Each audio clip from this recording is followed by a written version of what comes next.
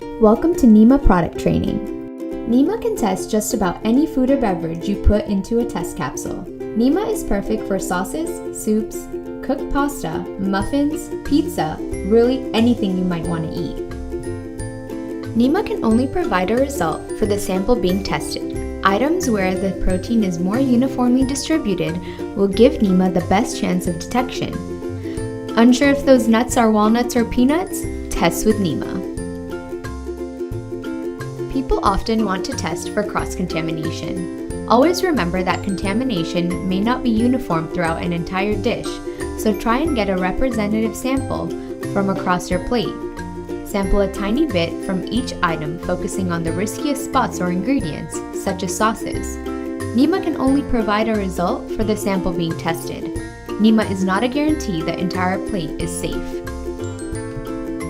When testing packaged foods, think about your objective. Are you testing it because 1. It's not clearly labeled free from, 2. You don't know what the ingredients are, 3. You have experienced symptoms after eating the item, 4. Package says made in a shared facility. For 1, 2, and 3, Nima will be your detective.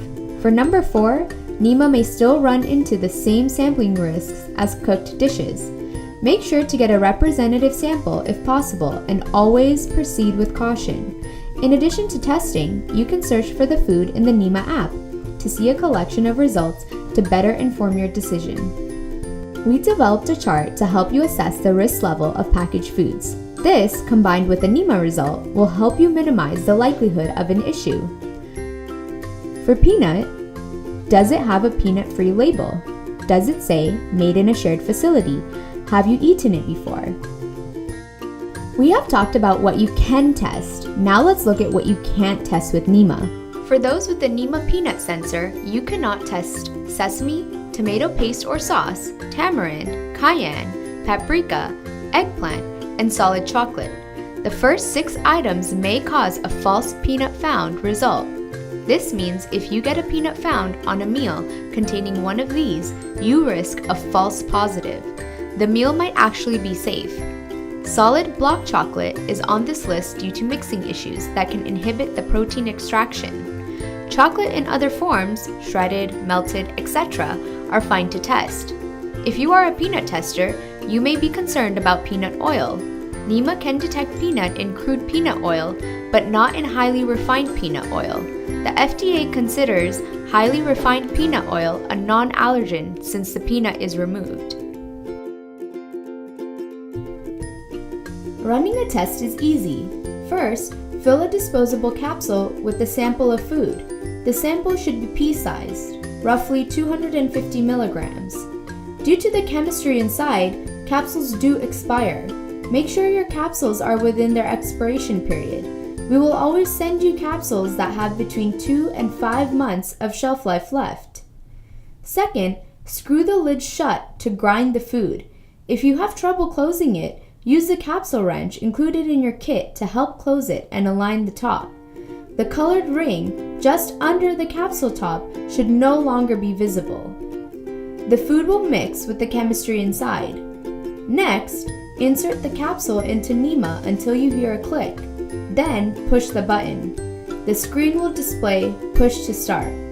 Push the button to begin the test. Nima will further grind and mix the food. You may hear some sound coming from the device. Finally, once the test completes, the sensor will read the result and display it on the screen.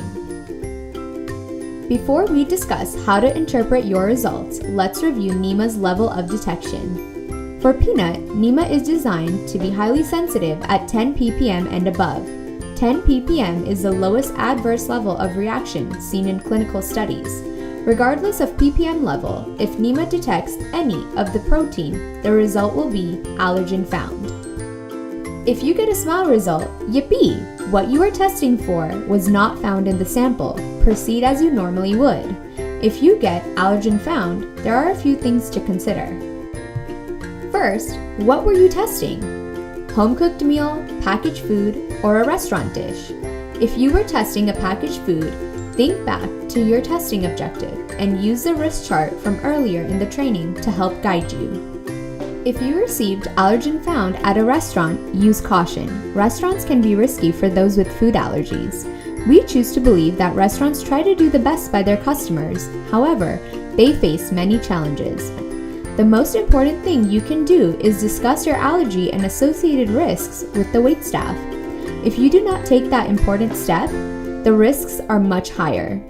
Another possible message on Nima's front screen is no result.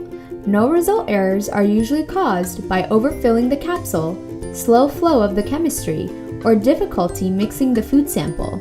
There are several ways to help lessen your chance of a no result test. Welcome to the Nima Testing Tips video series. After watching this video, you should understand what types of foods can cause test errors and how to help prevent them. Now, let's walk through some scenarios. Hard or dense foods could make it difficult to close the capsule, could damage the Nima, or could potentially clog the test. Uncooked pasta is really hard and can make it difficult to close the capsule or could even break it. By cooking it, you'll soften it enough to make it easy to test. The same thing goes for frozen foods. Make sure you defrost them to make it easy enough to test. Other hard foods are uncooked beans, charcoaled meat, or hard candies. Remember, if it's not easy to chew, it'll be difficult to test. Nima can have a difficult time getting a correct test result from foods that are really brightly colored. Like this vegetable juice that contains beets. Yum. For foods like this, try to take a very small sample or dilute it before testing. Just put a small amount of the juice in the capsule and add a drop of water. Now the brightness won't be a factor and Nima can easily read the result. Some other examples include bright green shakes and foods that contain a lot of food coloring, like frosting. Foods that are extremely gummy or contain a large amount of xanthan or guar gum are prone to clogging. This is a jelly bean. To test this, you would cut or rip it in half and then squish it to make sure that the test runs correctly. In addition to gummy foods, thick foods like honey, oatmeal, or foods that are high in fat like ice cream can be prone to clogging and should be tested in really small samples like these. In order to test fine particles like those in ground spices or baking flours, make sure that you use a small sample. We recommend a 1/4 teaspoon and you can mix it with a little bit of water to make sure that the test goes well. To summarize, just remember these tips. If it's difficult to chew, it's difficult to test. Samples should be pea-sized or errors may be on the rise. When in doubt, take some out. We hope you found these tips and tricks helpful. Happy testing.